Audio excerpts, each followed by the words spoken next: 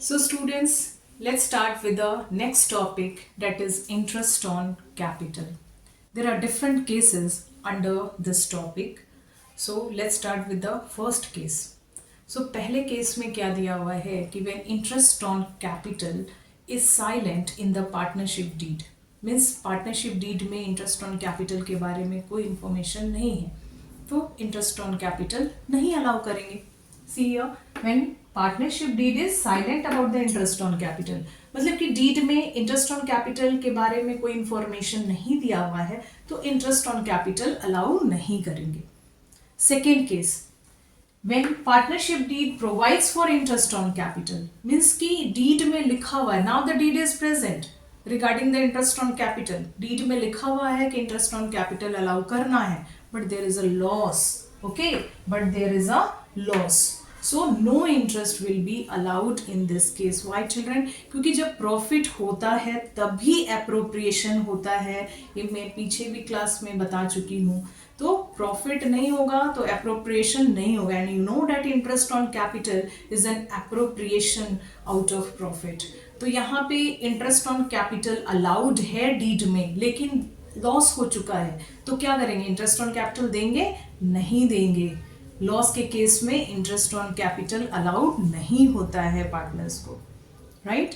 Now the third case, when profit before interest on capital is equal to or more than the amount of interest.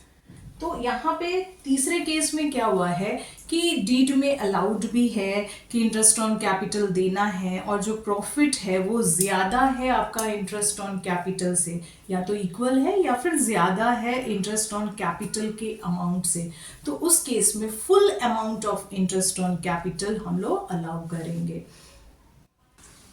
Now in case 4 children, when the profit before interest is less than the interest itself, interest will be restricted to the amount of profit. इसमें क्या हुआ है fourth case में कि profit जो है interest on capital के पहले प्रॉफिट जो निकला हुआ है वो less than the interest amount है, तो उस केस में क्या करेंगे? मतलब कि हमारा प्रॉफिट ही कम है और इंटरेस्ट ऑन कैपिटल ज़्यादा दिख रहा है, तो उस केस में जो प्रॉफिट है उसको हम लोग डिस्ट्रीब्यूट करेंगे अमंग द पार्टनर्स और between the partners in the ratio of interest on capital. Means hence profit will be distributed in the ratio of interest on capital of each partner.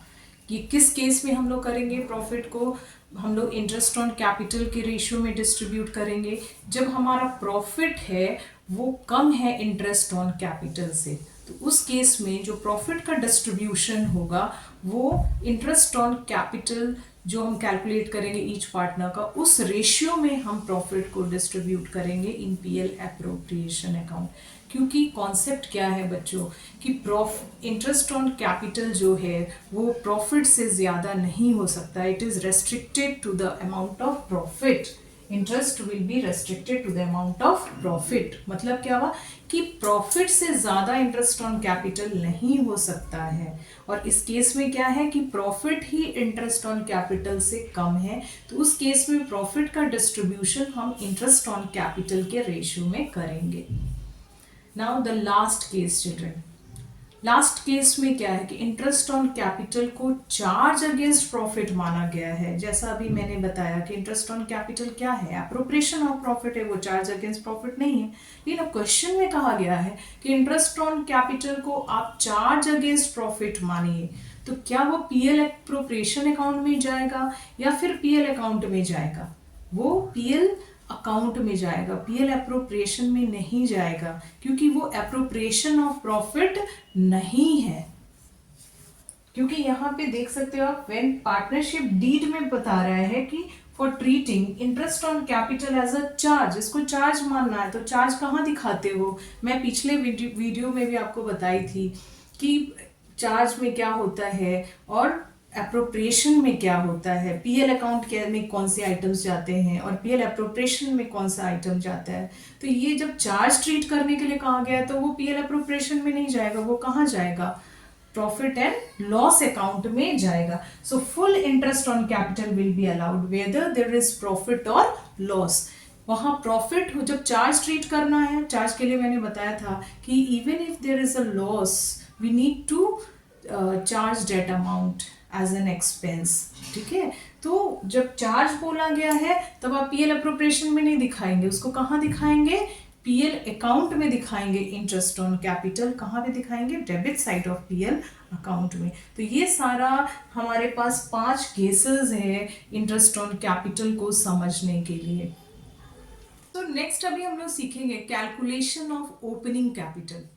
अब opening capital हमें क्यों निकालना पड़ता है, क्योंकि concept क्या है कि हम इंटरेस्ट ऑन कैपिटल जो है हमेशा ओपनिंग कैपिटल पे ही निकालते हैं, राइट। क्लोजिंग कैपिटल पे इंटरेस्ट ऑन कैपिटल नहीं निकालते, किस पे निकालते हैं, ओपनिंग कैपिटल पे। So suppose in the question closing capital is given, so what you will do children, first of all you will calculate the opening capital and then you will calculate the interest on capital on the opening capital, right? So see the calculation of opening capital कैसे करोगे, ये working में हमें दिखाना होगा कि हमने सबसे पहले ओपनिंग कैपिटल निकाला है और तब हम इंटरेस्ट कैलकुलेट करेंगे, right. So closing capital suppose given in the question है, तो उसमें हम क्या करेंगे, ड्राइंग को ऐड करेंगे, जस्ट रिवर्स। अभी तक तुम लोगों ने फाइनल अकाउंट पढ़ा था 11 में, तो उसमें क्या होता था कि आप ड्राइंग को माइनस करते थे, एडिशनल कैपिटल को ऐड करते थे, प्रॉफिट को ऐड करते थे, लॉसेस को माइनस करते थे, एडिशनल कैपिटल ऐड करते थे। तो जो आप वहां पे करते थे प्लस, उसको जस्ट रिवर्स कर देना, माइनस जो करते थे उसको रिवर्स कर देना प्लस। क्यों, क्योंकि वहां पे ये चीजें आपकी दी होती थी और आप ये निकालते थे, क्लोजिंग कैपिटल निकालते थे। यहाँ आपका उल्टा दिया हुआ है, ये चीजें जो यहाँ होती थी निकलती थी वो आपकी दी हुई है, क्लोजिंग कैपिटल दी हुई है, and you need to calculate the opening capital now. So you will go in a reverse way. So reverse way में कैसे जाना है, ड्राइंग जो कि आप ऐड करते माइनस करते थे उसको आप ऐड करोगे, प्रॉफिट जो कि आप ऐड करते थे उसको माइनस करोगे, लॉसेस जो कि आप माइनस करते थे उसको देखो साइन चेंज हुआ, ऐड करेंगे, एडिशनल कैपिटल जो होता था उसको हम ऐड करते थे, अब मैं यहाँ पे क्या कर रही हूँ, माइनस कर रही हूँ। So after doing all this we get the output as the opening capital. अब हमारा रिजल्ट क्या निकलेगा, ओपनिंग कैपिटल। तो जो भी हमारा ओपनिंग कैपिटल का अमाउंट आएगा उस पर जो भी इंटरेस्ट का रेट रहेगा इंटरेस्ट ऑन कैपिटल का, वो हम कैलकुलेट करेंगे।